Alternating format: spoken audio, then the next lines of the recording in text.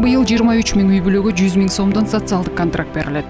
Жакырчылыкты жоюу жана калкты иш менен камсыз кылуу максатында муктаж бүлөлөргө 2022 жылдан баштап социалдык контракт берилип келет. 2022-2023 жылдары жалпы 12.800 үй бүлөгө ыйгарылган. Социалдык контрактты ишке ашыруунун натыйжасында 18 миңден ашык жумуш орундары түзүлүп, жалпысынан 70 миңден ашык адамдын жашоо шарты жакшырган.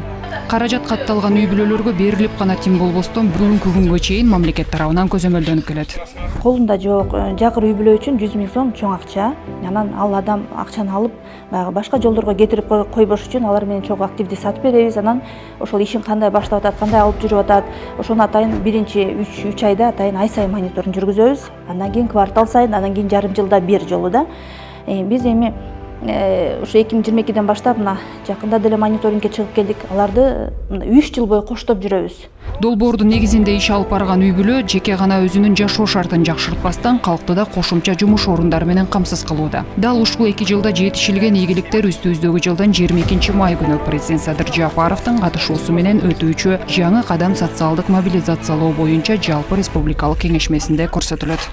Ошо 22-23 жылдарда 2 жылдын жыйынтыгын чыгарып, ошо социалдык контракт ийгиликтүү ишке ашырган биздин жерлердеги жарандарыбыз социалдык контрактты түзгөн катышуучуларды ошо бир жерге топтоп, алардын кылган иштерин элге жарыялап, жар салып аларды, алар тем более ана быйылкы мисалы 23 миң үй бүлөгө берилген жатпайбы? Ошолорго баягы себеп мындай урок катары да мисалы аларга баягы эме болсун деген максатта атайын чогултуп жатабыз.